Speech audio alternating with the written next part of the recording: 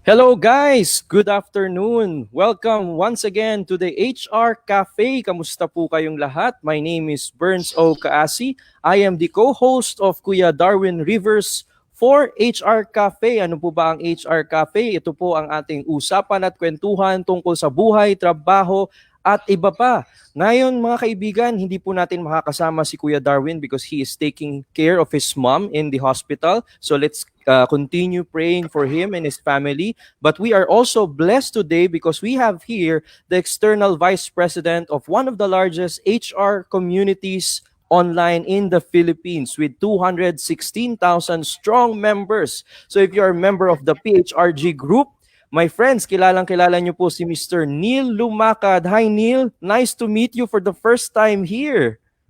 Hi Burns, magandang hapon din. Yes, it's a pleasure to be co-hosting with you in this HR Cafe, Buhay, Trabaho, at iba pa.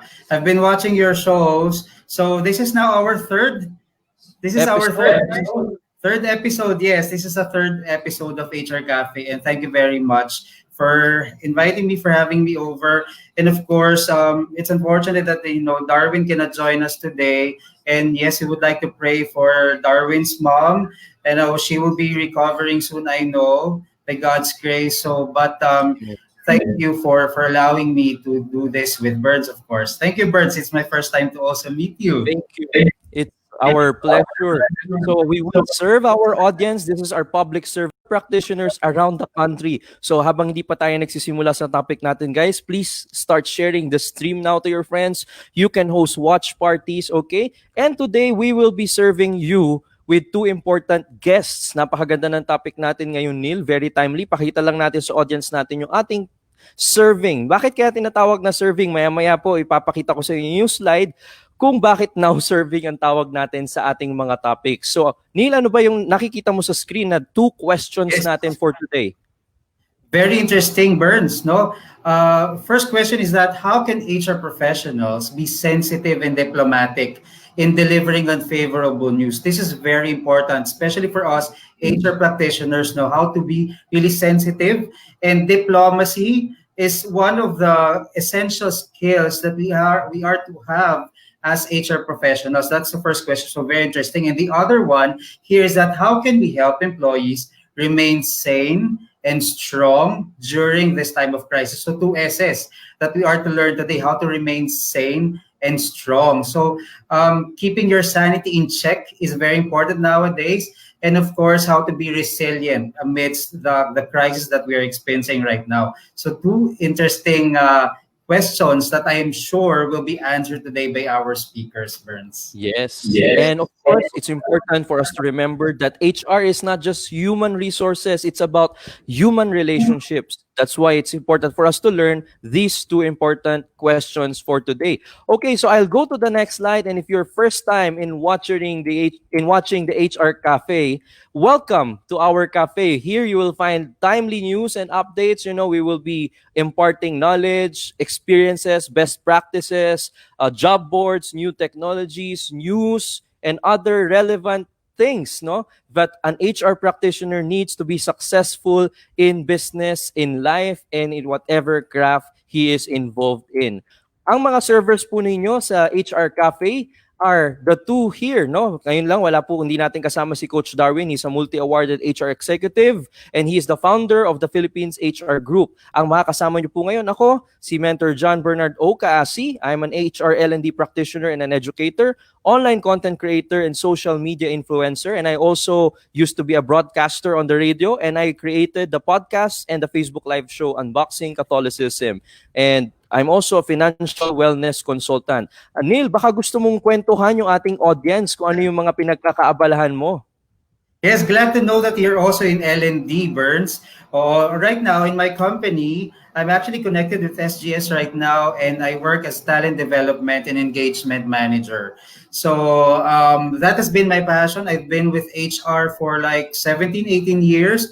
But learning and development or training people is really my passion. I've realized that passion years ago. So that's what I'm pursuing right now. And of course, you have mentioned a while back that I'm currently the external vice president of the Philippines HR group.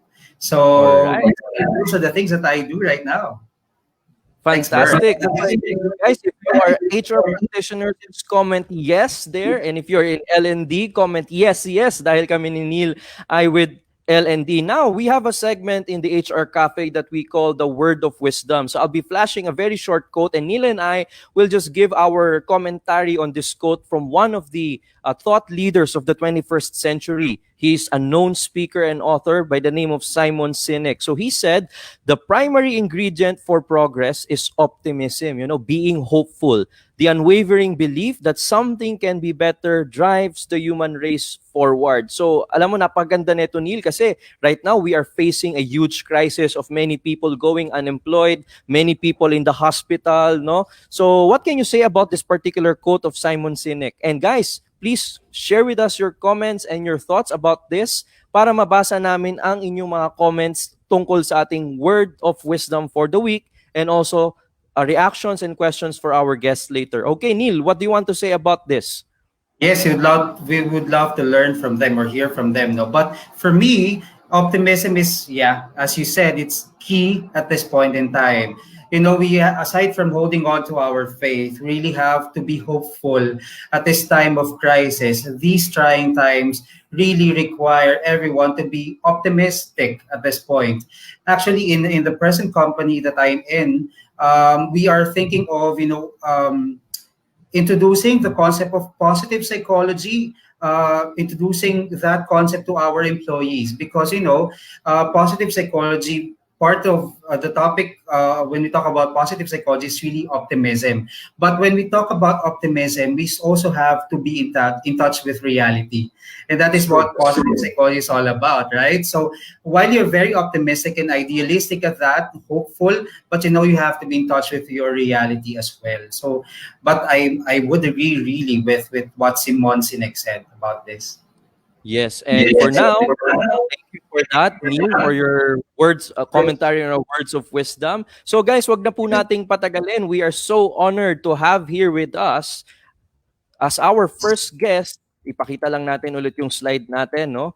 First question, no? How can HR professionals or any business person for that matter be quote-unquote sensitive and diplomatic in delivering unfavorable news? Kasi ang dami nating naririnig na bad news ngayon, and HR practitioners, alam ko L&D tayo, Neil, hindi natin to masyado ginagawa, pero kapag ka nasa HR legal ka, dahil marami pong branches ang HR at nasa recruitment ka, you would have to tell an employee or an applicant na hindi ka tanggap, okay, no? Or minsan magse-serve ka ng memo, or may mga nare-receive tayong questions sa Philippine HR group, pwede po bang mag-fire ng employees during this day? So ang dami-daming unfavorable news na pwedeng ma-deliver, no? So ano ba ang way natin to be able to say that in a sensitive and diplomatic way? So for today, we are honored to have here with us an MBA in Business Management and Advanced Studies in Strategic Business Planning. He is also a certified sales professional and trainer facilitator. In fact, he is the first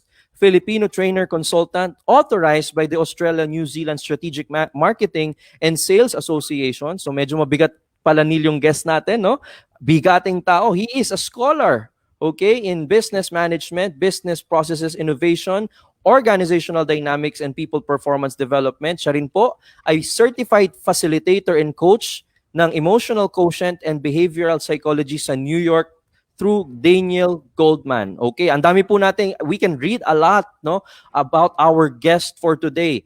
And the most important thing, I guess, is he is also a sought-after speaker in HR fields. Neil, could you share a little bit more about your experience hearing our guest speaker this afternoon before I finally welcome him here on screen? All right, Burns. I first encountered Sir Ricky years ago when he was talking about salesmanship. That's actually where, in that particular forum, that I learned how to be animated when it comes to conducting your training. So that's one of the things I learned from Sir Ricky. And another is that he loves to coin new terms, and he has a lot of acronyms to share with us. So I'm looking forward to the acronyms and the new terms that he's gonna share with us this afternoon. All right. So guys, patagalin. Our first guest is Mr. Ricardo de Vera. Hello, Sir Ricky. Welcome to HR Cafe. How are you, sir? Hi, good afternoon. Good afternoon, Benz, and good afternoon, Neil. Well, Benz was mentioning earlier, this is the first time he's getting to meet Neil. Ako, I met this fellow already. When was that? May, right? When I was also guested in the webinar. So, Neil, it's nice to see you again as well. Nice to see you again, And Sir nice Ricky. to meet Right. you, Mr. Sir Oh, Ricky. yeah. Right. Is my audio and video being seen or by the audience also? I'm not sure because I know everybody there. Ang balita ko because of your HR cafe. Ano na daw eh? Yung internet speed nag-slow down na daw sa dami na nakikinig eh. Nag-review. Oo, okay yan. Okay po yung ano na yan. That's a happy problem, sir. So, kamusta naman po kayo, Sir Ricky, now Right. that it's we are living in a time of crisis? So, how are you doing? How's your uh, business and advocacy these days, sir? Okay. Well, it's I think it's very interesting since Neil would know this. I am both a business strategic consultant advisor, so business side, So I talk to a lot of business owners and their management team, and at the same time, I'm a behavioral psychologist. So I talk now to a lot of individuals as well, and a lot of HR practitioners because at the end of the day we marry both business and people, and that's the That's reason true. why I would say like yesterday I had four different webinars on one day alone. It started in the morning where I was guested and the audience was business owners, and then in the afternoon I was discussing making your decisions moving forward, medyo management team. And then latter part of the evening, I was doing a session on how to manage your stress and anxiety during these times. And then just last Thursday, I was invited by the chamber of companies from Northern Europe. Imagine, these are from Iceland, Norway, Finland, Denmark. Ang dami natin dito, no? 120 companies employing close to almost 15,000 Filipinos in the Philippines. And I was really, privileged because these are European companies and they're listening to a Filipino talk about how their companies can move forward in this kind of a situation kasi multicultural. So I feel what we are doing, not just me, but what you, Benz, are doing, what Neil is doing, you know, what Darwin is doing, it's an advocacy. That's true. And right, we're reaching out to guide people and not just assist, but to guide. And I feel this is what I call psychic income, which Psychic is income. psychic income. Just a terminology. Si Neil nakangiti na naman, but my good friends, when people Did you say coin that, sir? sometimes, emphasize ko yan, kasi sometimes people May will say, copyright. Psychic income. oo, oo, minsan kasi ang alam ng tao financial income, 'di ba? Parang bayad ka ba sa ginagawa mo? But during these times, I feel what's more important is the psychic income. Yung we know that we have more people we're reaching out, guiding, and we're assist, and for me, ang psychic income, hindi mo na yan mawi-withdraw unlike financial. So I'm happy to be invited here as well, and I guess our advocacy is to guide people, and ang balik niyan is psychic income. Susunod na lang ang financial, pero at this time psychic muna. It's mental income Okay. first on that side. That's Yep. Right. true.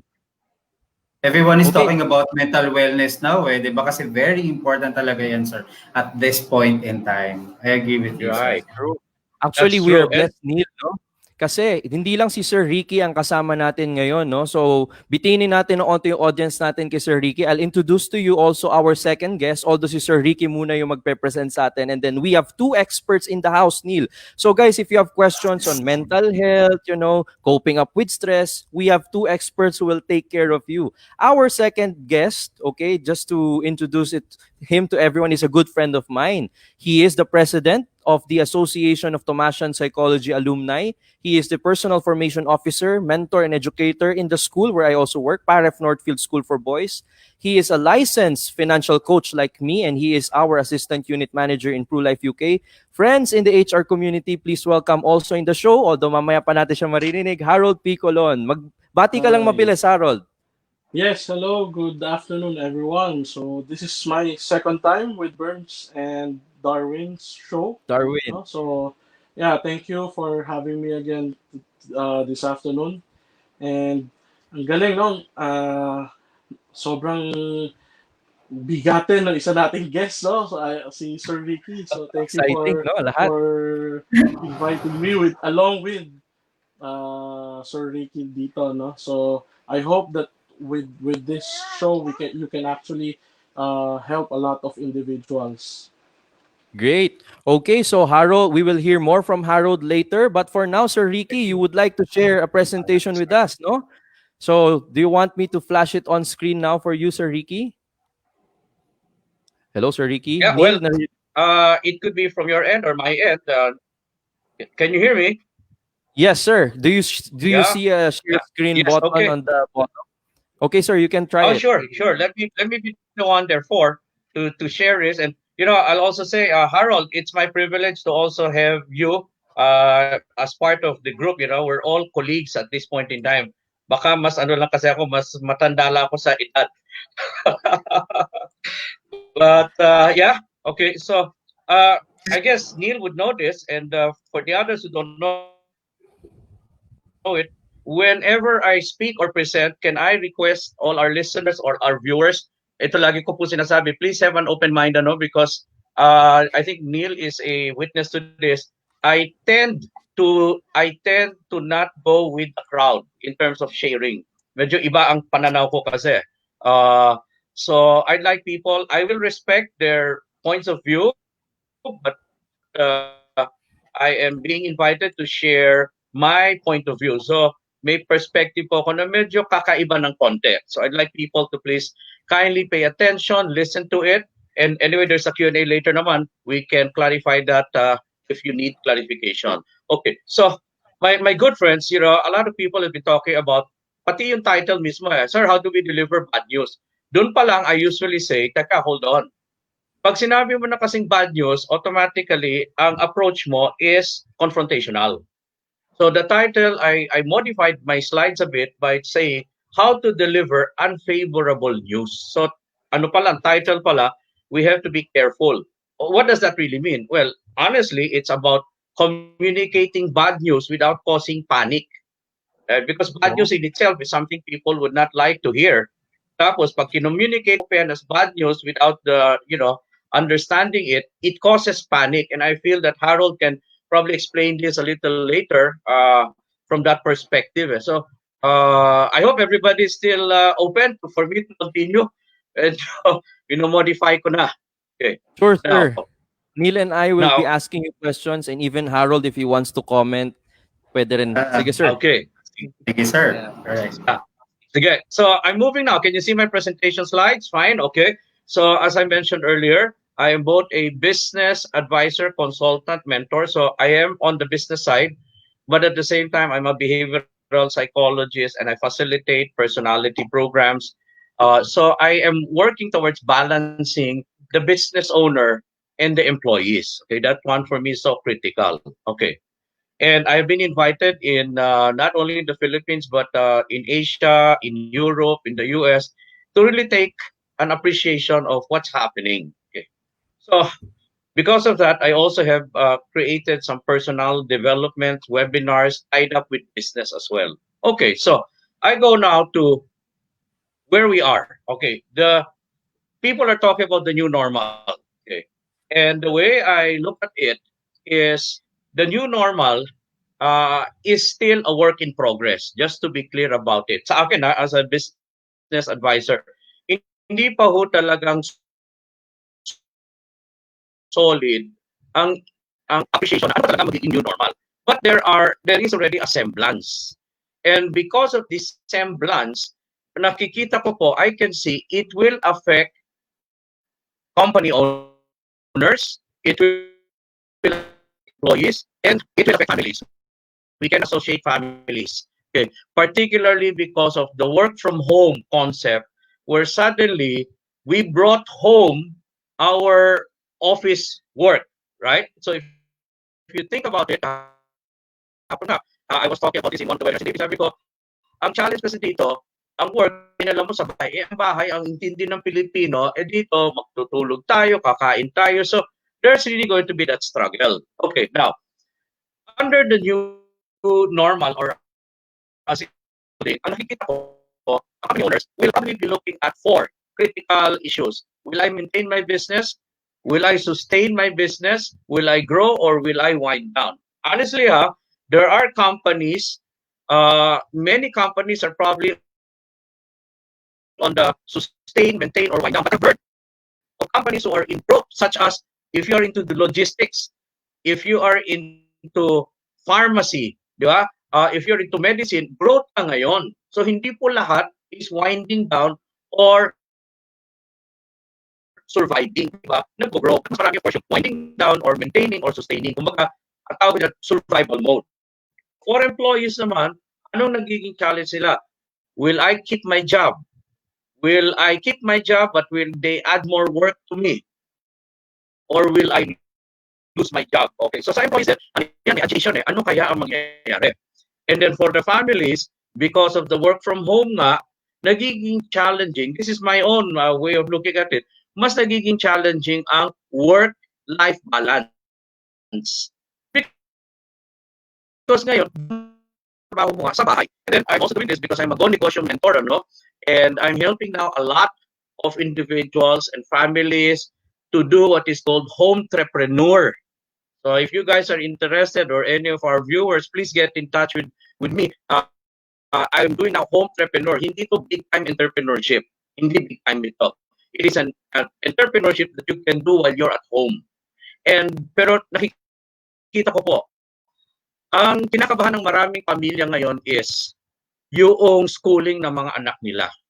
Either because, of course, I think you've heard the latest news that yung August 2020 pasukan baka ma-delay until January. Okay, but more importantly is kung si tatay, si nanay, if they will lose their job, how can I sustain my enrollment in school? So if you follow me, this new normal for me, or as we are going through this new normal, there are more issues, there are more challenges. There are more issues, there are more challenges. Okay, so ang tawag ko nga, ito ngayon, ang tawag ko sa aking presentation are the C's that we are facing. And for everybody, I like coining terms. Ito naman, iko-coin ko C's. Why? COVID-19 starts with the letter C. COVID-19 is a coronavirus. It starts with the letter C. What we are facing is a challenging situation. It starts with the letter C. But, dadagdag ko lang po, the way I see it, from a business perspective naman, business advisor, hindi pa po tapos ang laban. We are still continuing and unfolding. Kaya I have a new terminology. Hindi pa po ito lumalabas sa internet. Challenging narrative situation. Yan po ako kilala, nagpa-brand ko ng mga terminologies. Challenging na nga, narrative pa. Meaning to say, hindi pa natatapos ang sitwasyon. And because of that, my good friends, I see it this way. During the pre-pandemic, nung wala pa ng COVID, it was business as usual. Nung pumasok ang pandemic, dumating ang quarantine. And because of quarantine, nagkaroon ng lockdown sa workplace. There was remote working, because that was the mandate of government. The terminology social distancing, I feel lang personally is a misnomer, because what they were really saying is physical distancing. But we are still socially connected. And then, of course, the restriction of movement. Now, because of that, ano ang naging impact sa mga businesses, sa mga opisina? Slowdown, survival, and financial hardship. Again,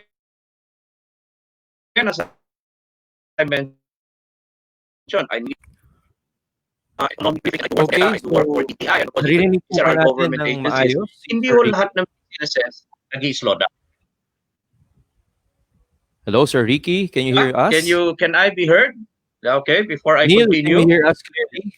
Yes, yes. Um, I can hear yes, you. medyo Yeah, I can nagbe-break hear you. lang si Sir Ricky dun sa certain parts, Sir Ricky, medyo nagbe-break lang yung I think the internet connection may medyo nagiging unstable lang tayo. Oh, If we sige. could, yeah, probably at the start, if possible, Sir Ricky, yung the seas that we are facing right now. After the pre-pandemic, you said that it's business as Oh, usual, and then what are the current challenges during pandemic that we are experiencing? If we could take it from there, sir. oh, yun. Okay. Sige, sure. So, the terminology I'd like our listeners and viewers to understand is yung challenging narrative situation. In other words, anything that we do, we have to remember, hindi pa ho tapos ang laban. We're not done. It's still unfolding.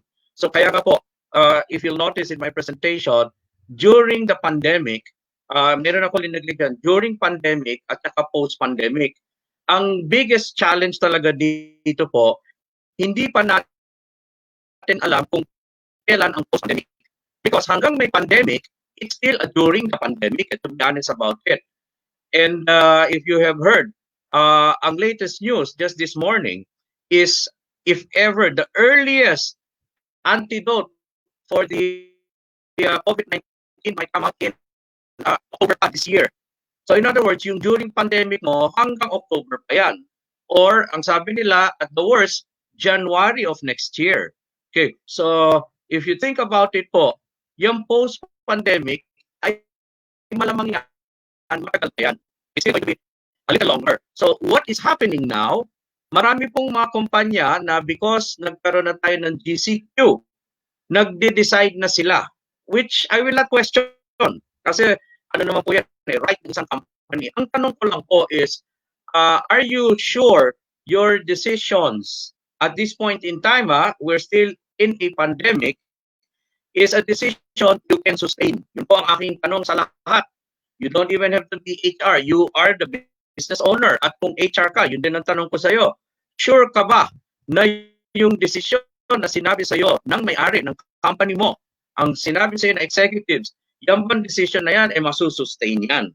Because we're still under quarantine, and I understand ang mga companies would like to make decisions right now kasi nga, they would like to address yung kanilang tinatawag na financial hardship. Kasi cost and expenses yan. Okay. So, because of that, there are decisions na ginagawa na po ngayon. Maraming decision. Okay. Now, ang tanong ko po is this,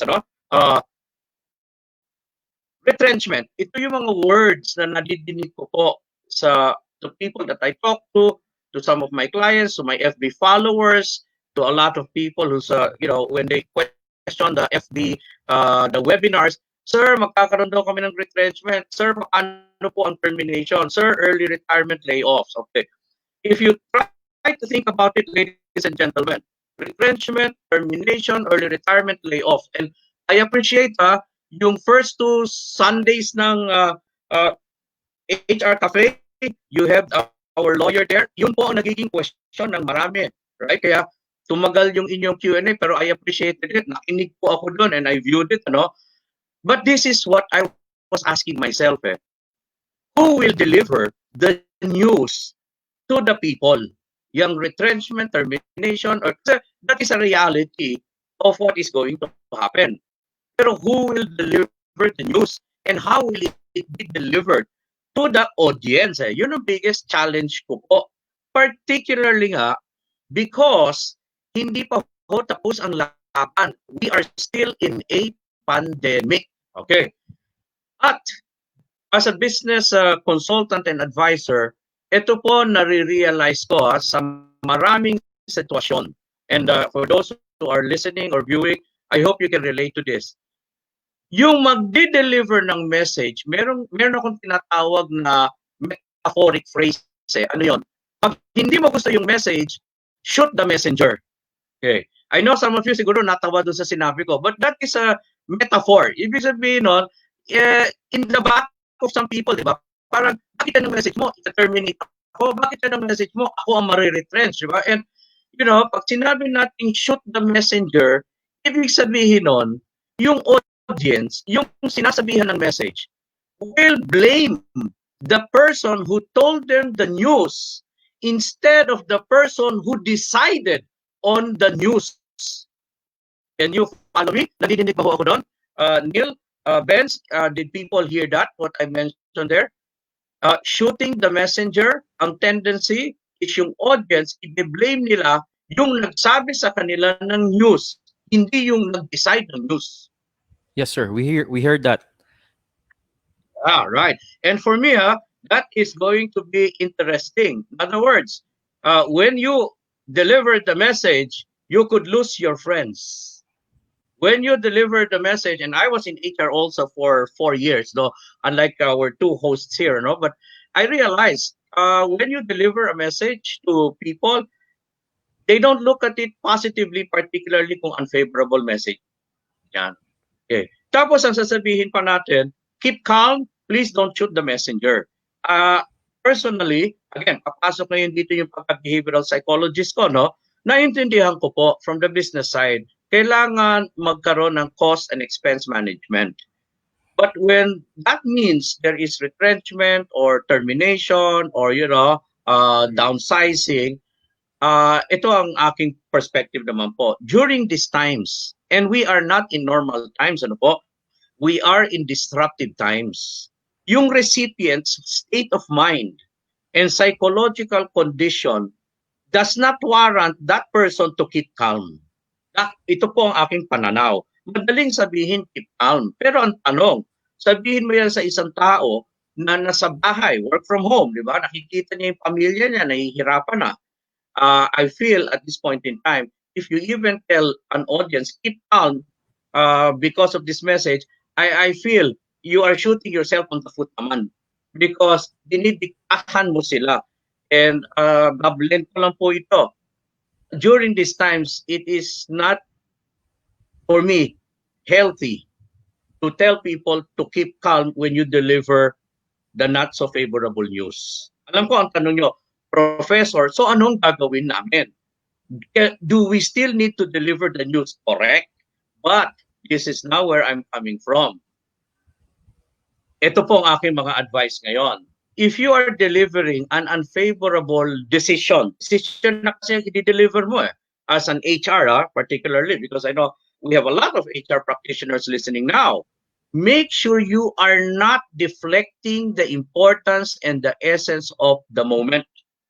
Ano po ibig kong sabihin dito? Because there are cases po, sasabihin sa atin ng executive, ito decision namin na itong mga tao nito, ito ang sasabihin mo na they will have to go. So ladies and gentlemen, imagine you now face that person and then ang sasabihin mo, ang based on the decision of management, ikaw daw ay isa sa mga mawawala. In other words, you are deflecting the importance of that moment that the message is being delivered. Hindi mo binibigyan ng importansya. Kasi para ang lumabas, and don't get me wrong here, again, iba kasi pananaw ko, ang nangyari sa HR, and this is happening right now, which I feel it's unfair, from a perspective, is the HR is now becoming a messenger. It's now becoming a messenger. In a situation that is disruptive, medyo mas malaki po situation natin ngayon. Iba kasi sa akin, iba ang situation if everything was normal, and because a person is not productive, you tell this person, alam mo iho, we have to let you go. Anyway, marami ka naman malilipatan. Pero are there really employment opportunities out there right now? Honestly, based on the latest news, 7 million Filipinos, according to Dole, lost their job in April and May already. 7 million. Okay. Now, tutuloy ko po yung aking advice. My advice, therefore, is that during these times, and these are disruptive times, where any message has high stakes, ang tawag ko dyan, it is better that a executive person be the one to deliver the message. That's my advice number 2 po. And you can quote me on that. If your executives does not believe you, you can invite me to talk to them online. Because sa akin po, we are not in normal times where you are delivering normal bad news. No, we are in disruptive times. And there is even an issue for me here. Because I have a lot of HR friends. Anong sinasabi nila? Ricky, i-deliver namin itong message na ito, na sila, ito yung mga mawawala. Ang tanong nga nila sa amin kayo ba sure kayo, HR, mag-i-stay kayo? Ang hirap namin sagutin niya. Sabi ko, exactly. So imagine, even the messenger is unsure of their future in the organization. So sa akin lang po, I feel at this point in time, the message should not be delegated to HR. Unless the HR who will deliver the message is an executive, like in the executive position, vice president for HR. Pero kung manager, supervisor, medyo feeling ko po nawawala ang importance ng message. That's my advice number 2. My advice number 3 po. My advice number 3 is that during these times nga, as I mentioned, the executive has to face the music. Sila naman na nag-decide. Let them be the one to deliver the message, and then HR supports the messaging, not the other way around. Ang nangyayari po ngayon na nakikita ko po in online, kasi I am as a consultant and advisor, minsan po na-invite ako sa mga webinar meetings where i-deliver yung, sabi ko, teka, hold on, sandali lang. You invited me here, pero I have to give you my thought. Bakit ang HR nag-deliver ng message pagkatapos yung executive nakaupo lang? Hindi. Sabi ko, dapat ang executive ang nag-deliver ng message, tapos si HR susuportahan yung messaging. Litin ko lang po, So, HR support. Kasi ang tatanong yan, sino nag-decide? Bakit ganyan ang desisyon? It's easier for HR. For me, when I was in HR, it was easier to deliver a message that you are being asked to go because your productivity is down. Now, ladies and gentlemen, I think you might relate to me, Ngayon, it's not about the productivity anymore. There are cases na it's not just about the productivity, it's a survival mode. So even the productive people sometimes are being asked to go. Yung po, ibig ko sabihin sa advice number 3. Kaya nga po, medyo kakaiba ito, I know. Because many HR are preparing to deliver the message. And I'm saying, I hope the best for you. Because if I was in HR, I will not deliver the message. I will consider what Professor Vera is suggesting, and I will have my executives talk to Mr. Vera so my executives will understand their role in today's disruptive times. Okay. Now, papasok po ako ngayon dyan. My next slide talks about yung words na retrench tayo, mag-terminate tayo, early retirement, layoff. I understand that. I've also seen a lot of suggestions. Go straight to the point. Tama, go straight to the point. Retrench tayo ngayon, terminate. Kaya lang po, again, I have to be a bit more wary. Bakit? Kasi, ang point ko, hindi ba natin pwedeng gawin a bit more diplomatic naman yung gagamitin nating mga terminologies? Oo, your intention will be the same. You will have to let people go. And there are cases po, the people who will stay, you will add more workload to them. And here is something also that I realized, there are certain situations now that I'm being advised by, people who follow me in my FB or my colleagues as well, or, my clients na, sir, hinip po nila ako, pero i-relocate daw ako sa ibang lugar kasi napakadami na raw po namin sa Metro Manila. Diba, ang point ko po, ladies and gentlemen, that's not an easy messaging. Hindi yun easy messaging. You keep your position, but we're going to relocate you. Ay, mahirap po. I mean, for me, that's a challenging situation. So ang tanong ko po, and this is my advice number 4, can we kindly choose the words properly that will not instigate panic and anxiety? Kasi sa akin, napaka-challenging na nga yan. Stress na nga ang mga tao. And I know the business owners are stressed. And I know HR is not just stressed. HR is pressured to deliver the message. So, Ang aking pong advice number 4 is this, at this point in time, can we choose the words properly? Anyway, the intention will be the same. So what are the words that I would suggest as a business advisor po, no? Ito po naka-red. As we are streamlining our processes, medyo mas maganda kung pangpakinggan yan. Ibig sabihin nun, hindi naman tao talaga ang gusto namin tamaan. Ang proseso namin ayusin. And because inaayos namin yun, mayroong maapektuhan. Pero pag sinabi mong retrench, automatically tao ang tinamaan doon. Then, we are working towards reducing our costs and expenses. So in other words, where I'm coming from is hindi lang ikaw as a person is being affected, but we're also taking a look at our cost and expense management. Ito, this is a word that terminology I like using, rebalancing the workforce.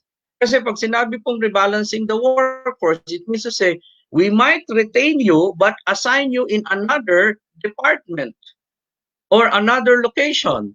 Oh, and then here's another one. We'd like to implement a restructuring, or this is even better. We would like to implement a right sizing. We would like to rationalize our manpower instead of layoff.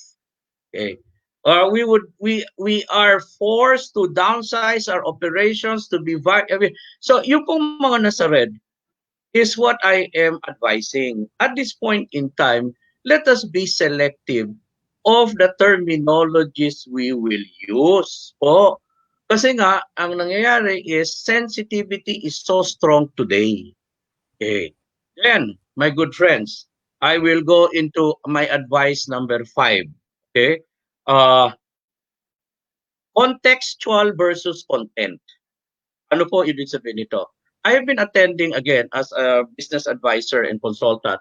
Over the last 2 months and a half, many companies, ibig nga hindi ko sila kliyente, but because I was referred to them, they asked me to assist them. So during their online MANCOM meetings and ESCOM meetings, nakikinig ako, nagbibigay ako ng advice. At nagkakaroon ng decision. Ano yung mga decision nila? Content-driven. Ano yan? We are in the red already. Kailangan na tayong maghigpit. We need to be able to lessen our workforce by so much. So ang point ko po doon, content yan. Di ba? Na magbabawas tayo para maging healthy. Content yan. Okay. Ang tanong ko po, there are cases that when the message is being delivered, nakafocus na lang sa content na masyado tayo daw madami, kailangan tayo magbawas, so 30% will have to go. Sabi ko, teka, content yan eh. Hindi ba dapat context muna bago content? Okay, what is context? And this is how I always put it. Pag ako po ay nagfa-facilitate, lalo na ngayon, wherein the executives decides and they tell middle management who will have to tell people, ang context is the positioning of the content para ang content mailagay sa isang storyline. Kung mag-storyline ka so that yung storyline mo, it is akma.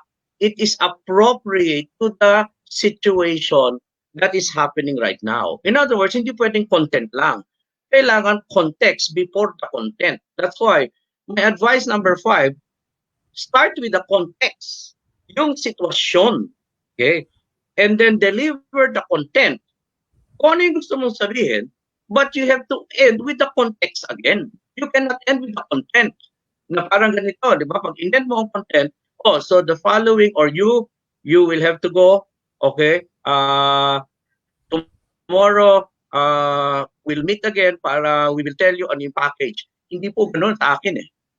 At this point in time, people are not really concerned about the package. I feel they're concerned about their families. I have to be honest about it, my good friends. I even tell that to business owners as well. Remember, your people, they have families. And whether we like it or not, this is where they would now like to see whether you can contextualize with their families as well. Alam ko po ang sasabihin ng maraming business owner, Ricky, problema ko po po yan. I hope you don't mind, but during these times, in times of adversity, you cannot just be narrow-minded po. Okay. Advice number 6 ko po, connectivity versus consistency. Ano po, what does this mean?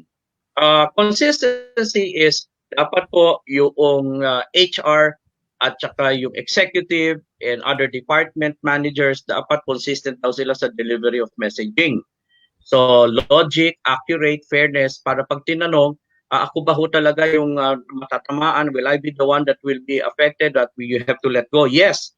Pag tinanong sa ibang manager, yes. Pag tinanong doon sa iba, yes. Pag tinanong sa executive, yes. That is consistency. Pero may tanong po ako. During these times, again, we are still in a disruptive situation. I feel it is more important that we remember connectivity before consistency. Ano po ang ibig sabihin ko po dito? Connectivity is the point of getting others to be aware, to be interested, to be curious, and to provide you their undivided attention. So imagine, unless you can connect clearly with the person you want to deliver the message, ang aking pong sense dyan, then the consistency is not going to be meaningful. Ulitin ko lang po, unless you are able to connect, get that person to be aware, interested, curious, and provide you their undivided attention, then the consistency of the message, kahit na nag-agree na kayo lahat ng managers, ito ang ating sasabihin, will not be meaningful. And I'll tell you, my good friends, right now that is going to be very challenging because I'm going to ask you this question. If you're going to tell somebody that she has to go or she has to go, kailan mo sasabihin yan? Kailan mo sasabihin yan? Pagka nakita na kayo sa office physically or in an online one-on-one with the person? That's my question po. What modality? Now, pag sinabi mo sa akin, Professor, kasi po kailangan na pang isabihin na sa kanila. So I will say it already individually online. Okay, please remember this. Ito nga po yung sinasabi ko sa connectivity. Remember, when you are doing online messaging to anyone, more often than not, they are at home. They are at home. And when they are at home and you're delivering unfavorable messages, remember this one. You do not have their complete attention because they are at home. Their families are with them. I hope mapag-isipan po ninyo yan. I hope mapag-isipan nyo po yan. Akala ko ba importante ang message na yan? Bakit dineliver mo online sa akin? Sa bahay ko pa. Nasa bahay ako. What do you expect me to do? So pag-reflect po tayo dyan. Because again, I am challenging the way the delivery is being done now by many HRs. Sir Ricky. And also, why? Yes. Okay, very interesting, sir, no? That you are giving us parang a groundbreaking way of, looking at things now. Sabi mo nga, new paradigm. So would you advise in the previous episodes of HR Cafe, may mga members tayo sa Philippine HR group na nagtatanong, is it advisable for us to lay off now during this time or pwede ba nating i-prolong yan? And then perhaps siguro Harold can also give insights in a short while since we are also running out of time, sir. What do you think, Sir Ricky? Okay, sa akin kasi is this one. If you can hold, because if there was an option to hold off, then hold off. But of course, when you hold off, your financials is going to be tightening up kasi kailangan mo sweldohan yan eh. So again, that is not an easy question. But if there is a possibility to hold off, then I'd rather hold off muna. Kasi nga, ang messaging mo, napaka-sensitive niyan. And to deliver it online for me, to a person who is at home, once na deliver mo yan, sinong nasa paligid niya? Pamilya niya. Sino maapektuhan yan? Pamilya niya, right? So it's kind of sensitive right now. If you can hold off, I would suggest you hold off. If you cannot hold off, then make that message delivered. Ask them to go to the office. Kasi at least kung minessage mo yan sa office, di ba ho? At least pwede mo, makikita mo muna siya, magkakaroon niya ng reflection. At least yung office, mako-contain mo muna doon. Pero pagka online yan, work from home, hindi mo na mako-contain yan. Kasi automatically, may manifestations na yan eh. Makikita ng asawa, makikita ng anak. Yan. So, that is my advice number 6. If there is an option to hold off, hold off. If there is no option, please do not deliver it online. deliver it in the office. Anyway, allowed naman po tayo to have some of our employees go to the office. Okay. Okay, I'll continue. Konti na lang ito, no? Okay, sir, Advice sige. number Then 7. we'll hear from Okay. Harold. Yeah, oo. Advice number 7, yung convincing versus conditioning. Okay. Para sa akin, this is what it means eh. In convincing, sure ka na sa gusto mo mangyari, and you will convince somebody to accept it already, whether they like it or not. And I'm talking here as a salesperson also, because as a sales mentor, ganyan yan eh. Gusto ko, bilhin mo ito eh. So, i-convince na kita. Yeah, that is convincing. Meron akong issue there. I have an issue now there. And what is that issue? Teka muna, hindi ba dapat nag-conditioning muna tayo? What is conditioning? Getting someone to be more open-minded first about situations as they evolve towards eventually sympathizing on future events. Ito hindi masyadong naintindihan ng madami yung conditioning versus convincing eh. Marami convince na, sabihin mo, wala talaga tayong choice, siya ang kailangan matanggal. Pero sabi ko, teka, sandali lang. Because at the end of the day, from a business perspective also, were you fair? Ito po ang akin sa Vera. Were you fair to your people? Did you condition their mind first or did you convince them already? Now, pag ang sinabi, sir, hindi ko namin naintindihan what is conditioning. Ito ang conditioning. Please take a look at my diagram now. Again, everything I'm presenting to you, you cannot see it exactly in internet or Google because this is my framework po. Para sa akin, ang conditioning, 3 stages. Ang conditioning is about before the announcement. When you are already announcing, that is already the messaging. And that is the message. After the announcement, that is the support of the messaging. So ang point ko po is ganito eh. Before you do the announcement, ano ba ang nangyari? And you know what has happened in many companies? They have advised their employees to just stay home. We will update you of the news. So imagine, people are staying home, okay? In other words, before the announcement, hindi mo na kinondisyon ang tao eh. And that is where I feel it is hurting a lot. It is hurting a lot. Like for example, a lot of companies now are saying, okay, work from home. I say, do you want us to do some programs while they're at work from home? Wag muna, Mr. Rivera, kasi we do seminars and workshops on, behavioral psychology or, mindfulness. Wag muna, Sir Ricky, kasi may i-announce pa kami. Ang gusto ko sana sabihin, di ba pinakamaganda niya, bago kayo mag-announce, sana na-condition na natin sila by giving them some programs because they're working from home already. Some webinars already to condition their mind before we deliver the message. Ang nangyari, walang conditioning of the mind, walang conditioning of the person, deliver ang message.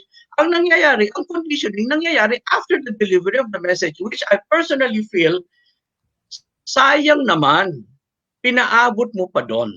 Okay.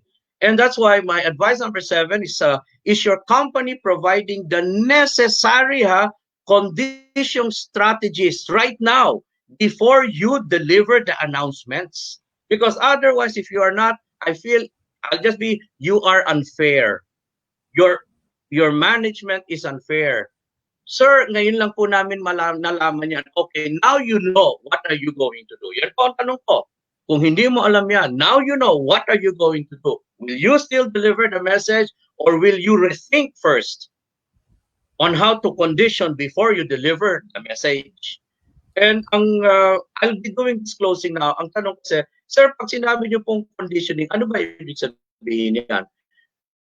Ladies and gentlemen, this is what it means. And we have formulated and helped a lot of companies now during this time of the work from home.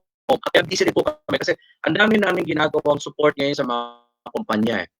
And what is that? Kino-condition na po namin ang mind ng mga tao nila in terms of what? First and foremost, resilient, di ba? Ibig sabihin ng resilient, dapat ready ka sa kahit na anong bagay. Resiliency. So we have programs on resiliency and it's all done online. Dapat resilient ang tao. Hindi lang siya work from home. Conditioning eh.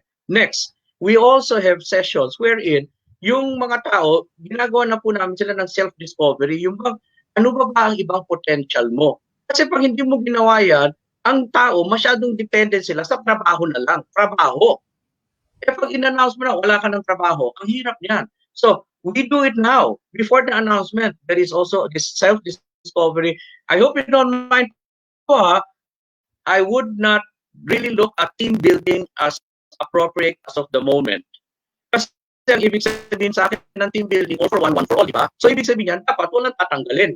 Magtatanggal tayo eh. So sa akin po, imbes na team building, I feel mas more appropriate ngayon, retreat. Kasi ang retreat, individual reflection yan.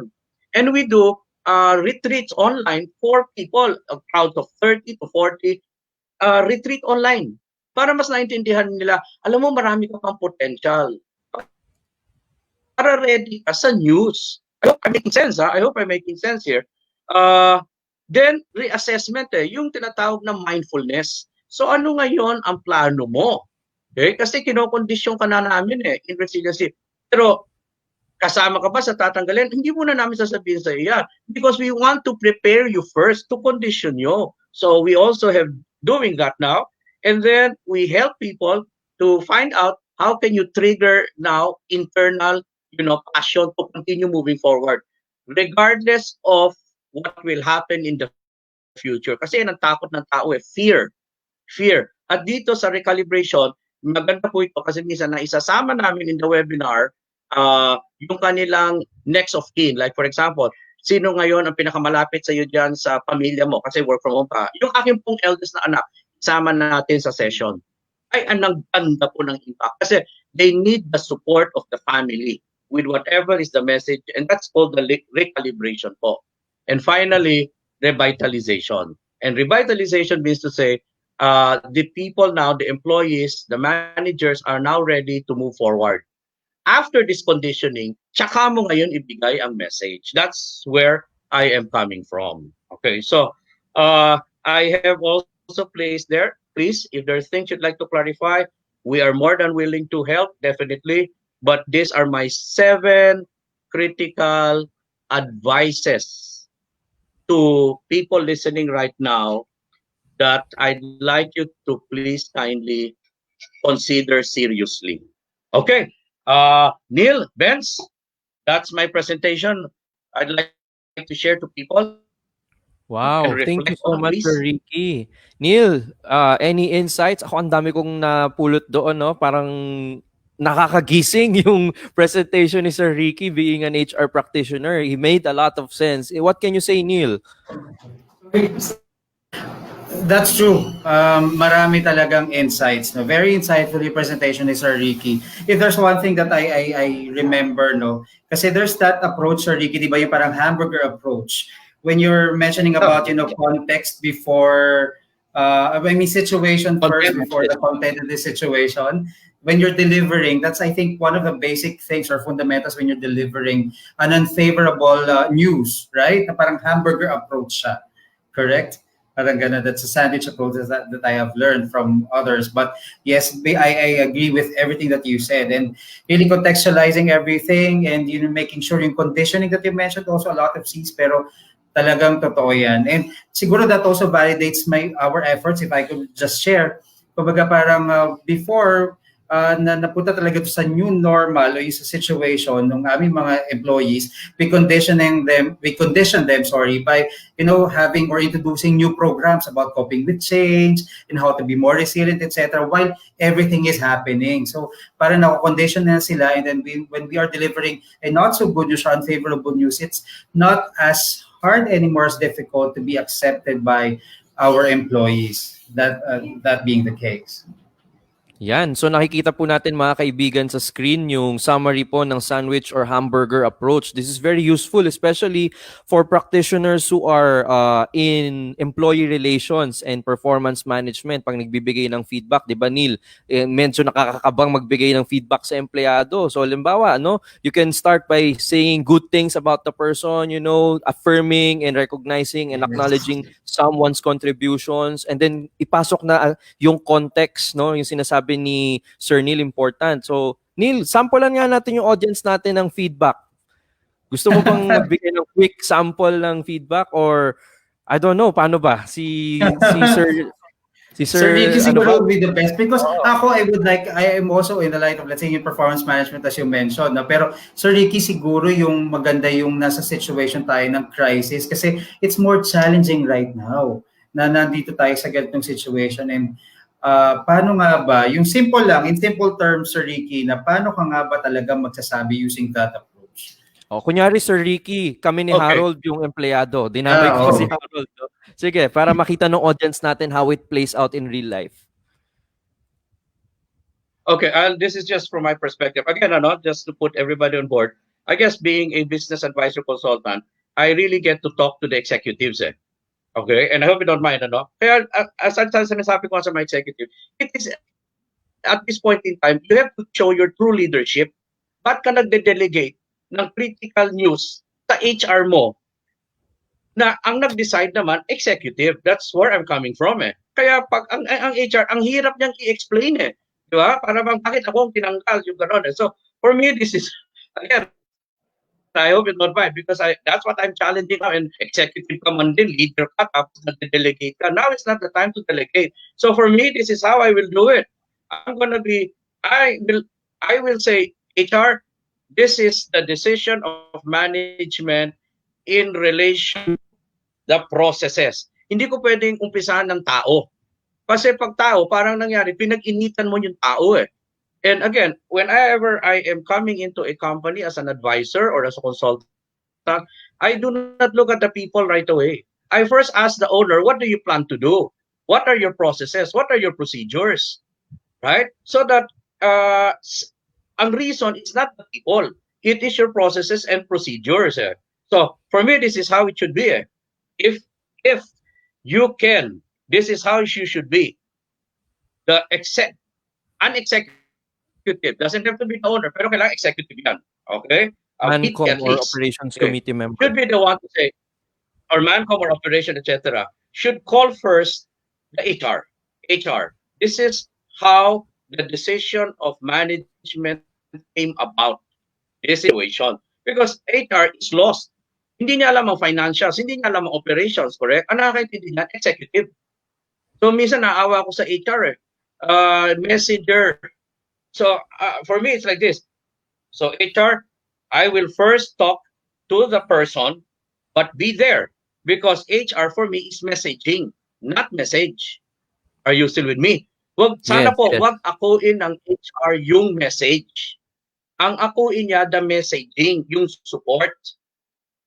Kasi, imagine mo the way to do it is transparent You talk to somebody and you say, let's say, Ricky, the company is going through a lot of challenges. In terms of operation, this is what's happening. In terms of our financial, this is what's happening. Imagine mo if it's an HR explaining that, hindi ako maniniwala. You're HR why are you telling this to me? Dapat executive ang nagsasabi nun.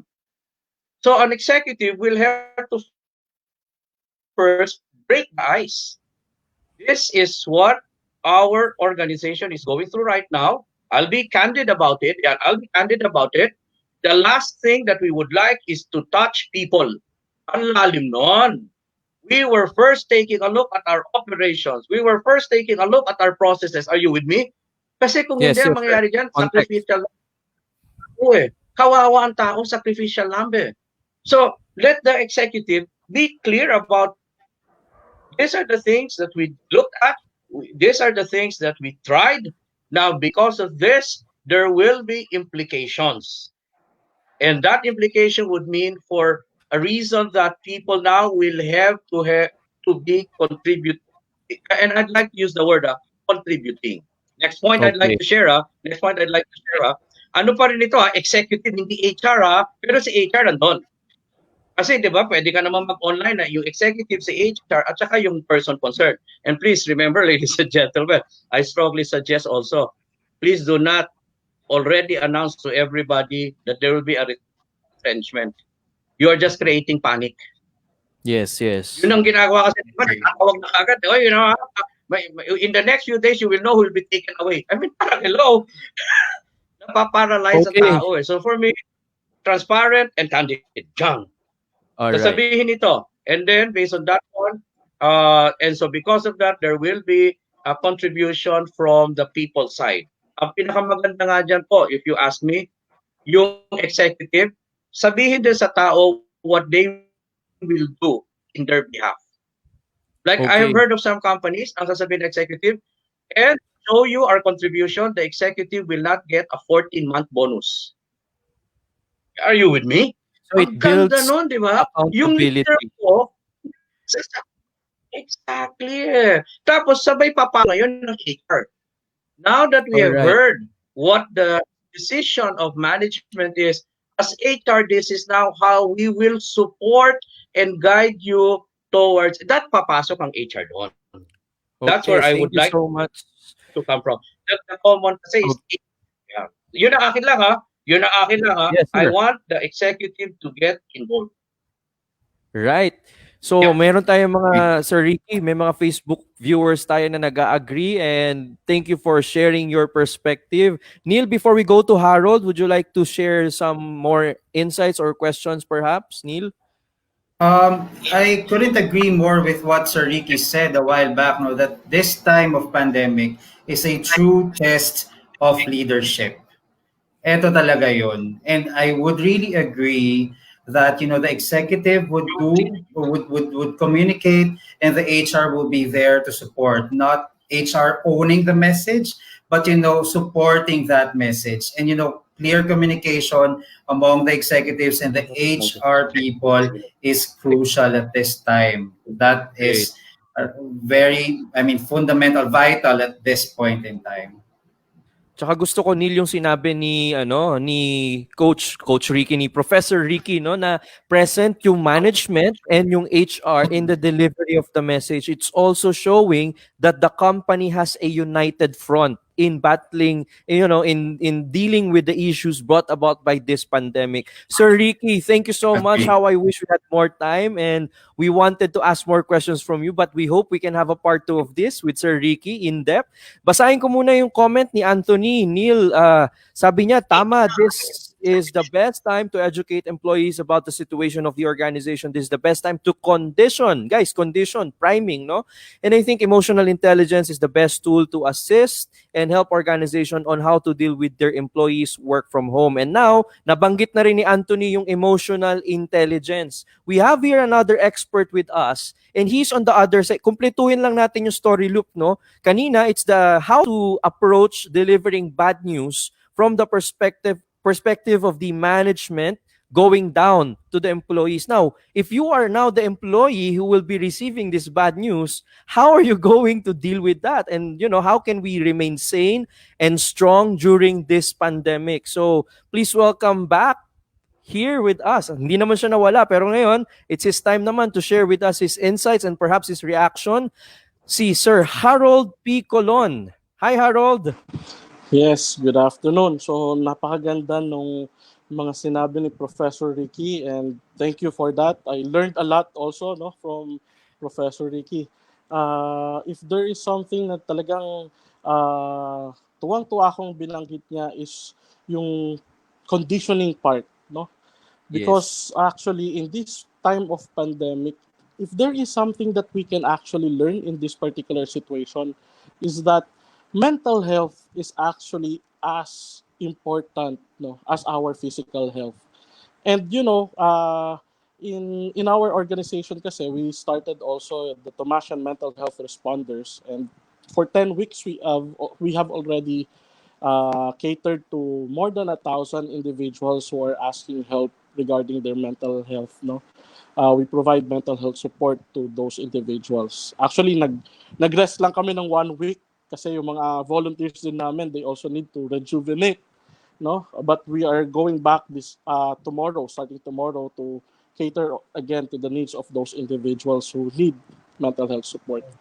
So, maganda dito sa pinag-usapan natin, actually, is the company's way of helping naman to those individuals who are experiencing stress. Actually, yung background nito is based from the Department Order number 208 of 2020. After the passage of the bill, no, yung Republic Act 11036, which is the Mental Health Act. This is actually for all companies to help all their employees to have an understanding and support about mental health. So, ibig sabihin pala, ang lahat ng companies ngayon sa Pilipinas ay kailangan nagpo-provide ng mental health support sa kanilang mga empleyado. And this pandemic, no, this situation is where we should, our employees should feel how we can actually support them. No? Most of the things na nare-receive namin, actually yung mga feedback is itong work from home status ng mga empleyado is more stressful than what they are experiencing before nung wala pang pandemic. Tama yung sinabi ni Professor Ricky primarily because when you are at home, ano bang talagang dapat expectations mo, no? Pag nasa bahay tayo, umuwi tayo galing sa trabaho sa bahay because we want to rest. And that's the time na kalmado ang lahat ng bagay, no? Wala tayong iniisip na kahit ano. But during this time of pandemic, ito yung time na habang nagtatrabaho tayo, we also think, ano ba yung mga dapat nating ginagawa sa bahay, ng sabay, no? Because nandito rin yung mga anak natin, for example, sa mga may anak na, no? Kailangan mag-prepare ng kakainin nila, sabay doon sa mga dapat mong ayusin sa trabaho. And this is a source of stress for all of those individuals. So tayo, sa corporate world, sa company, anong pwede natin gawin? Actually, one of the things now we encourage different companies is to provide trainings for psychological first aid or mental health first aid, no, to their human resources personnel, so that if their employees will experience distress, there are people who can actually provide this psychosocial support, no? Hindi na kailangan pa umasa outsource, no? So dapat inside our own companies meron na tayong team who can actually provide this first aid. Ma-share ko lang, no? Actually that was already a month ago when someone approached me from an auditing firm to. So sabi niya, Harold, what should I do? Kasi meron akong empleyado in our team, biglang nag-message doon sa isa naming supervisor, parang nagpapaalam, no? And then after that, hindi na kami kinausap. So biglang nawalang parang bula. So almost 3 days nang hindi nagre-report for work kasi work from home, pero there's still a mechanism na kailangan silang mag-time in, time out, pero hindi nagpaparamdam, even text or messaging. And then may na-receive na text message nung binasa, parang it's actually a way of saying goodbye. Then nung nag-probe sila, actually, ito palang empleyado is already experiencing depression, and ang nakadagdag pa sa situation is yung empleyadong ito is expecting for a promotion. Kaya lang, naging problem itong pandemic. So, hindi natuloy ang promotion at parang feeling niya, she is a failure. So, with that, ano daw ang gagawin? So, sabi ko, since this is actually kumbaga, emergency situation, my suggestion is ask someone from your company, sunduin with an ambulance. Kailangan kasi siya diretso na sa ER kapag ganyan yung situation. So luckily, meron kasing psychologist din sa company nila. So yun yung, and then eventually nakausap naman yung empleyado. So anong gusto kong sabihin right now? Yung support, hindi dapat siya dun sa towards the end of the situation na yung wala na tayong magagawa.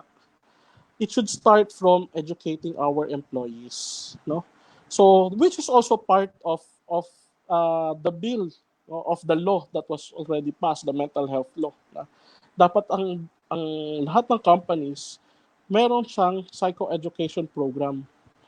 And with this particular program, dapat napapag-usapan ano ba yung mga red flags. Not only the red flags, but also the prevention and empowerment.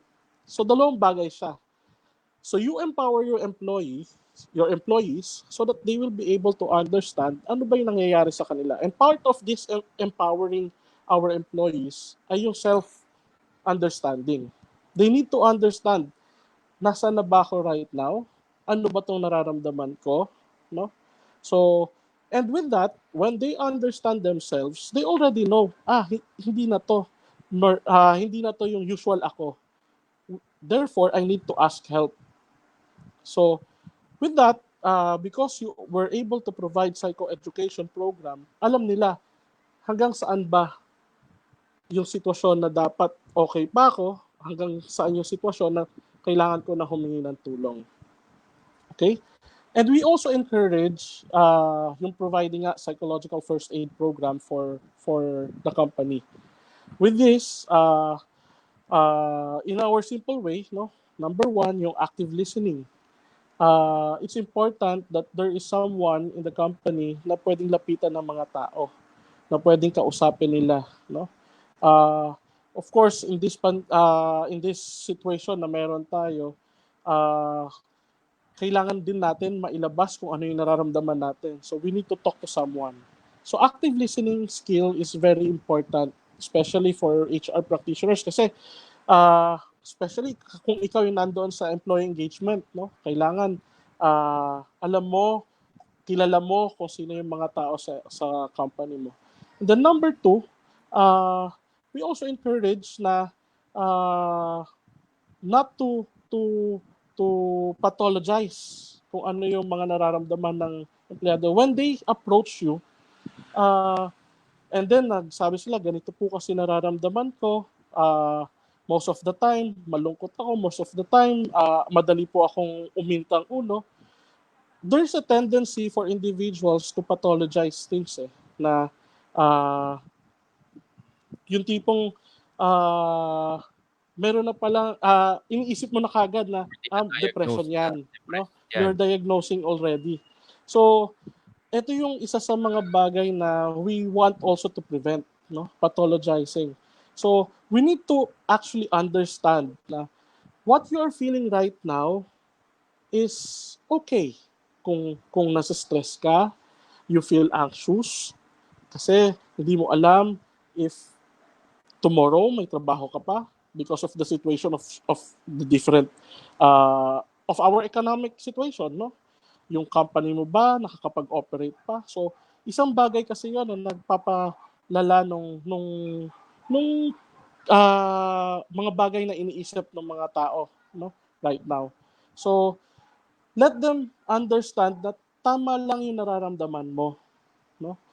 What you are feeling right now is acceptable because tama lang na matakot ka, tama, the usual, those things are actually normal, no? But never pathologize and never say na okay lang yan, magdasal ka lang, no? Makinig ka lang ng mga magandang bagay, no? Ang importante kasi in this particular situation is makramdaman nila that there is someone who is actually willing to listen. So babalik ka pa rin dun sa number one, which is active listening. And then right after ng active listening and feeling, letting them feel that you understand what they are actually feeling right now, is to let them feel that you are close to them, na you are reachable. Dapat ramdam ng mga empleyado na there is someone that they can actually talk to, no? Be close to your employees. Ito yung mga pagkakataon dapat nararamdaman ng empleyado na nandiyan kayo, nandiyan ang company para tumulong sa bawat isa, no? Malaki kasi yung sign, staying close is a sign of caring, no? And in this particular situation, people need to feel that the company shares yung kanilang resources, yung kanilang nararamdaman, no? And to be empathic to their employees. And lastly, to provide general care and practical help. Paano natin gagawin to? Work from home nga, no? Actually, yung simple lang na alamin mo kung ano yung mga contact information, for example, ng online, kunwari kailangan nila ng physician, no? At least sa company nyo, meron kayong provided list of doctors or e-consultation program, no? For example, kung merong may sakit sa bahay, you can actually look into this list of doctors na pwede kayong mag-consult online. So, kumbaga inilalapit na ninyo yung serbisyo. Hindi na kailangan sila pa ang mag-search by themselves. As a company, you also provide that to all of them. Kasi that's also a way of showing that you care to your employees. So, those are the 4 basic concepts na kailangan nating maiparamdam, no, sa ating empleyado at this particular time. Ang sabi nga sa atin ni Attorney Tibe, no, Neil, do sa mga past episodes natin, in dealing with employees, we should always be both high-tech, because of, online lahat, and high-touch. No? So, And high talagang touch, yes. And it's more challenging now, di ba, Burns? Kasi nga dahil online, medyo yung reaching out to to your employees, medyo mas challenging ngayon. And tama yung sabi ni Harold, staying connected to your employees is a show of care to them. Ngayon, pwede ba ako magtanong? Mayroong question dito actually, Burns, no, from our audience, if I may just say.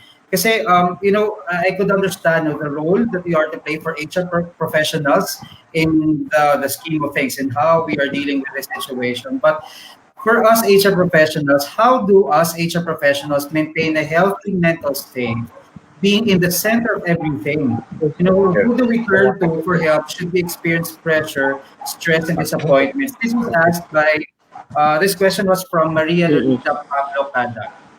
What's your take on that, Harold?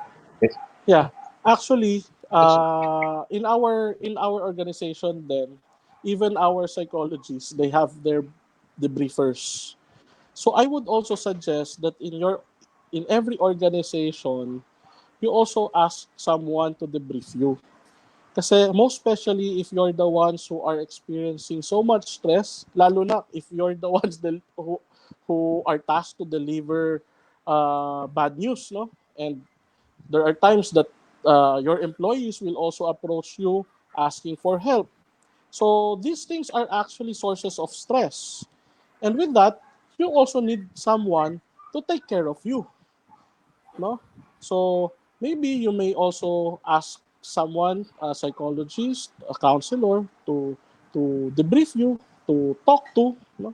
So maganda yon para hindi lang you are taking care of your employees, but also you are taking care of yourselves as well.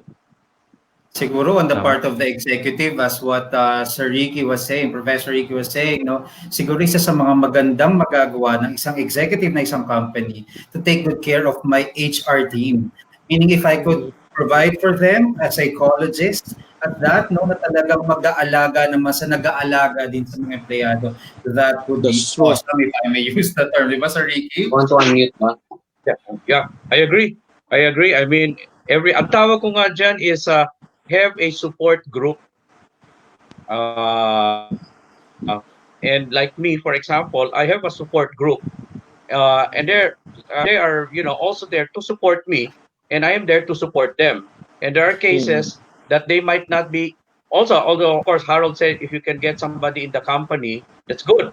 But there are cases also in my support group, I have members there who are not from my own circle, so they have a different perspective. Pero ang importante dito, you need to also be taken care of. That's true. Imagine HR to deliver the message, paano if HR themselves are gumagano ng puso niya, di ba? That's true. HR is supposed to take care of people, and you're delivering now that you have to go, you have to be, it's going to be very challenging. That's true. So meron din tayong isang commenter dito, no? Kaso hindi natin maipopost yung mismong comment niya dahil galing sa Facebook Messenger chat. Sabi ni Wilbert Apostol, he's also an HR practitioner for Philippine Airlines. Yes, meron talaga dapat debriefers for those who deliver any bad news. Kailangan malabas uli yung intense of emotion. Na-experience ko din yan whenever I chat with employees, especially kapag medyo mabigat yung kanilang concerns. Madadala mo yan di ba? Parang na-absorb mo yung Yeah. negative energy and you have to release it and process it. Okay, Neil. But the question now is from another Facebook user, how can we now convince or ask support from the owners or management to have such kind of mental health programs? At this time of pandemic situation, if the focus still about, the sales or probably the profit of the business, though we understand that sales is affected. Yan. Mm-mm. Well, for me, kakampi nyo kasi yung batas. So there is already a law for it. Yes. So you can actually use that, no? But aside from that is look at the core values of your company. Tignan nyo rin, baka kasi kasama naman talaga to take care of of each employees. And most companies have those things. And you use that as an HR practitioner to convince your executives. Yes, that's true. And good that we are supported by the Mental Health Act as posted here, no?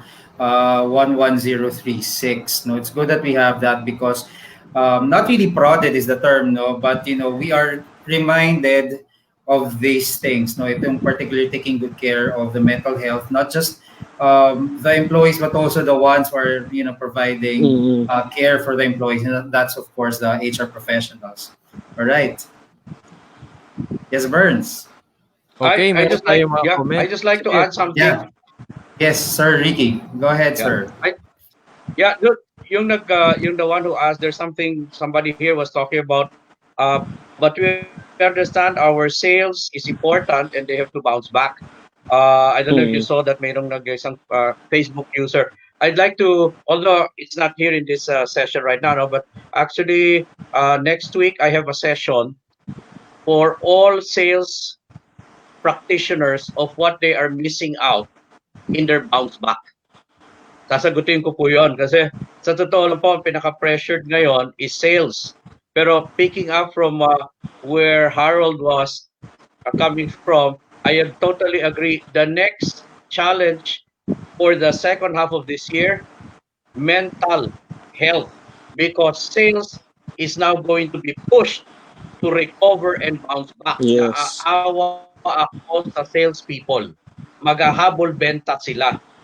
Okay, and I'm seeing now a lot of salespeople, strategy ang pinofocus, strategy, di ba? Drive, nakaka-exhaust din yan eh. So I hope you don't mind, but can I just say this to all the business owners there? Please listen to mental health because the next pandemic is going to be on the mental health. It's already been mentioned by WHO, and I'm a member of this World Economic Forum. I am also a journalist. Pinabas na ng World Economic Forum. The next 6 months of this year until December, mental health, because we will drive our employees crazy to run after sales. That's true. Yeah, I've been reading a lot about that, no? Yes. Go on, Neil. Yeah, I've been reading a lot about mental health as the next level pandemic that we're gonna experience because tama ka, Sir Professor Ricky, ipupush ang sales. Ngayon nga lang nasa stress na. I've been talking to sales people and iba na yung stress sa kanila just thinking about it. What if they're in that situation now na talagang kailangan natin maka-bounce back or maka-recover? So yeah, agree talaga ako dyan. Yan ang kailangan nating pagtuunan ng pansin at this point in time. Yes, Sir Ricky, and of course Harold would agree. Yeah.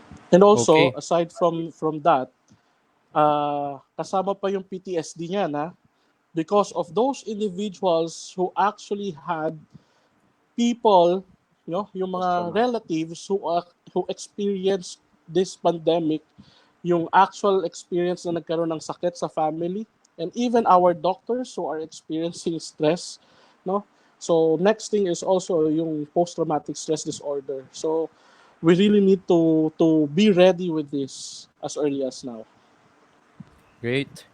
Sabi po sa atin ni Anthony Villarina, understanding emotional intelligence will help us understand the power we have when it comes to controlling our thoughts and feelings. 1, we can't control our emotional impulses. 2, we should acknowledge our emotional reaction. 3, we should control our behavioral responses. These are good insights. Thank you, Anthony. Another Facebook user said, agree. The fact that an executive is there to fully explain the situation of the company is somewhat a privileged feeling to the employees. Employees will have the feeling of sincerity from the management. It really, yes, I agree. Imagine the president or a C-suite executive of your company taking the time off of his busy schedule, trying to explain the situation, the context. Man, that's just fantastic. And you would want to reapply to this company once the situation is better, or even though wala nang particular opportunity for reapplication dahil nagkaroon na ng parting of ways, hindi mabigat sa loob, or kung mabigat man, hindi ganoong kabigat, no, Neil? And That's others? right. Kasi kung na-explain sa kanila talaga na yung context of things and yung understanding. Sabi ko nga dito, when I was listening to both Harold and Professor Ricky, I could only think of like the persuasive language, Sir Ricky. Yung you at this point in time, it's really the it's a combination of the pathos, ethos, and logos, right? Yes. But now yung emotions, malaking bagay kapag yun ang natatap natin at yun ang napapaintindi rin natin sa kanila aside from, presenting to them the figures and, yung making them feel na, last resort. For example, if you are to lay off people and that's the last resort, yun din ang sinesend mong message na it is actually the last resort of the company. But primarily, we've been doing our very best to exhaust all means to keep everyone and siguro nga yung communication along the way. The simula pala na condition na natin na as the owners of the company or as the ones who are taking good care of the company would really want to sustain the business, so we're doing all our best and we need your participation and support in the efforts, let's say, to cost savings, etc. So pag naintindihan nila yon, at kung sakali, I hope it doesn't really happen, in the eventuality that we have to let go of some people, it will not be as difficult, no? Kasi nakita nila na yung efforts that you have exerted as the management, and of course, kung sinimulan nga yung communication na yan from the top executive, right? Yes. Sabi na another Chris, Facebook user. I agree. I agree. Sure. And Ricky. I'd also Sige, like Sir to Ricky. emphasize this, by the way, from my own personal observation and experience, when you deliver the news that there will be people that has to be laid off, which is not favorable, did you know that there is also the opposite equation, which is, and the people who will stay, that might not be a favorable news. Why? Because kukonti na ngayon ng tao, dadagdagan mo ng trabaho, may stretch sila, the terminology of extra mile, you have to do more because you have to cover. So for me then, the people who will stay, meron din yung post-traumatic.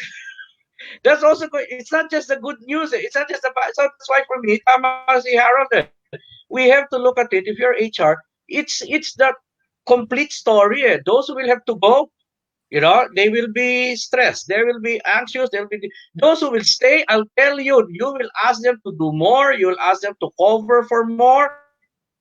Stress. Do they? Pareho yan eh. Pareho yan eh. So, I hope people can understand that now. Yes. Delivering unfavorable news is not just that you will have to go. You will have to stay, Right. but you will do much more than you ever thought you will do. Wow, The people, yeah. that's the storyline that I'm also telling people. That's why some people, believe me, I already met some people. Sir, I am being asked to stay, but I decide to go. I go, why? Because they said, I will stay, but I will do the work of 2 other people who were let go. Hindi ko kaya yan, sir. See where I'm coming from. So sometimes the privilege of staying can also become a mental issue for people. I'm staying, but that means to say I'm going to do what 2 others who did has to do. Di ba? Parang, wow, where is my... So I'm also saying for HR, if you're going to deliver the message to people who will stay, please also be careful because it's not business as usual. Hindi That's siya true. Yes. simple. You're staying, but you're going over up for those we do not have anymore. So nakikita Okay. ko dito yung multitasking and multifunctional. Papasok yan dito. This is Yeah. really going to happen. Yan, sabi nga sa atin Multitasking. ni... Can I just add? Can I just Ayan, add may, 2 slides and then sige, I'm done already, just so that I can put it together lang, ano? So, because sige I've sir. noticed, my good friend, I've noticed that as I'm reading ito yung sa private chats ng mga participants, I've noticed a lot of them are asking, maganda po, Professor, yung sinasabi nyo na sana nga ang executive namin, pero mayroong ibang nagsasabi, pero ang paano namin, sa amin dinedelegate. So I'm seeing a lot of frustrations. I'm reading now, a lot of frustrations of our HR personnel. You are right, Professor. It should be our executives who should deliver the message. But how can we? How can we convince them? How can we, get them to deliver it? Ang nangyari sa amin dinedelegate. So, ito po, no? And I will leave it to both Benz, Neil, and Darwin. I am open for another session on how you can convince your executive to be the one to deliver the message. I'm open to that. Kasi po, may discussion din ako doon. If you are interested, but not now. Okay. Now, going back lang po dito sa, kasi gusto kong tulungan na-frustrate na yung mga HR Sir, tama kayo, pero what do we do?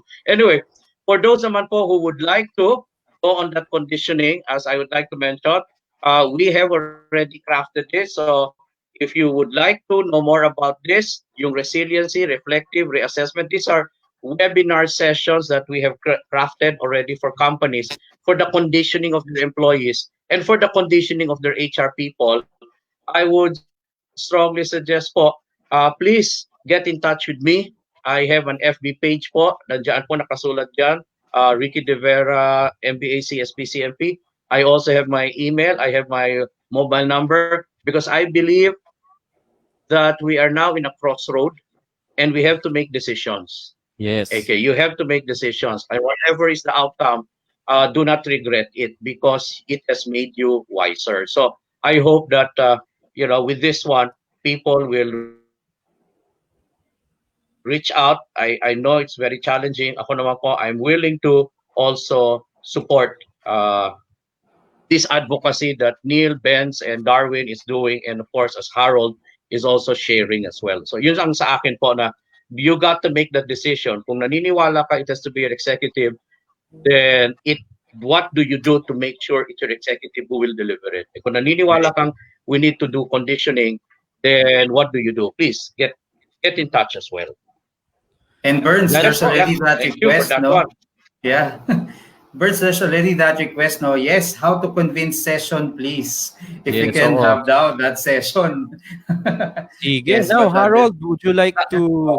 Sorry delayed yung audio ko. Sorry guys. Sige, go Neil. I'm sorry. Hindi ko masyado no, it's okay. naririnig. I Yes. just like to mention kaya malakas yung loob ko to offer that, yung how can you convince your executive? Because as I mentioned, being a business advisor, a consultant, and mentor, I really talk to the executives.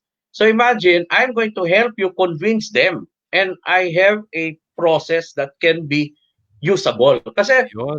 nakikinig sila sa akin eh. So I'd like to bring it down to the level of HR. So just give me a call, guys, if you'd like to. If you really think it's going to be Okay. helpful. Sige. Ikaw naman, Harold, ano tong Tomasian MH responders na to and how can people get in touch and benefit from this?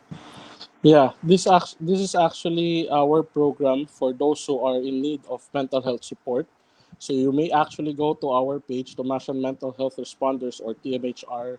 Uh, for free, you can actually we have a pool of volunteers who may help you, to provide psychosocial support for those people who are experiencing anxiety, stress, and even for those people who cannot actually reach their psychologists. So we have licensed counselors and psychologists.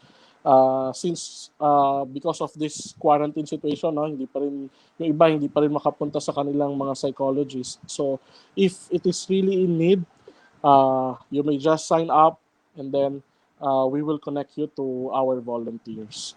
So yeah, that's our Facebook page.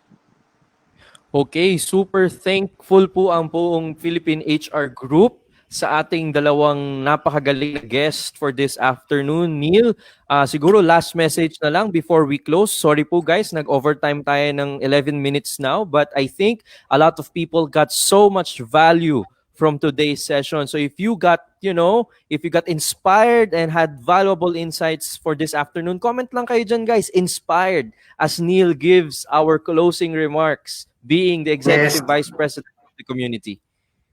Yes, definitely. It's an inspiring and an insightful afternoon. Thank you very much again for having me. Ang dami nating natutunan, of course, from Professor Ricky and Harold. And probably what I could just say or think of is, the connection. We have to stay connected at this time. And that connection would mean, of course, connection in terms of the executives or the management, connection natin as HR professionals sa kanila, the connection of the message that we are giving our employees, and then the connection that we are taking good care of them through the programs that Harold is proposing, how to take care of the mental health, not just of our employees, but also the ones who are taking good care of the employees, and of course pertaining to the HR professionals. So that's the C that we are connecting all together. It's the care, the communication, and the connection among all of us in the company that we are in. So yun ang natutunan ko sa usapan natin ngayong hapon. So thank you very much again, Professor Ricky. Thank you very much, Harold. And thank you, of course, Burns, for having me this afternoon.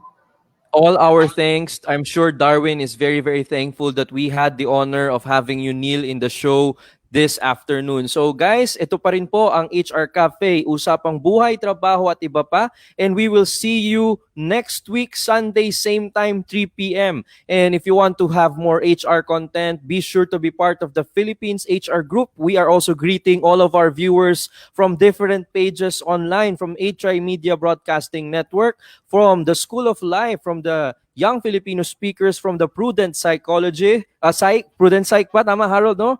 Prudent Psych, and also from the page of the Alumni Association of Psychology Students in UST. And I have another invitation for those people who are watching us right now, dahil mamaya pong gabi, I also have my own show, but different topics. So if you are interested to know more about your Christian faith, I'm inviting you to join me tonight at 9 p.m. in Unboxing Catholicism. Just go to www.facebook.com/BurnsKaasi, where we help people understand the Catholic faith deeply so we can explain it clearly without being preachy. So good vibes lang po tayo, guys. And we have been with you for the past almost 2 hours here in HR Cafe, and we hope to serve you again next week here. Same channel, same Facebook page, and same day and same time. Thank you so much. This is HR Cafe, now closing for this episode.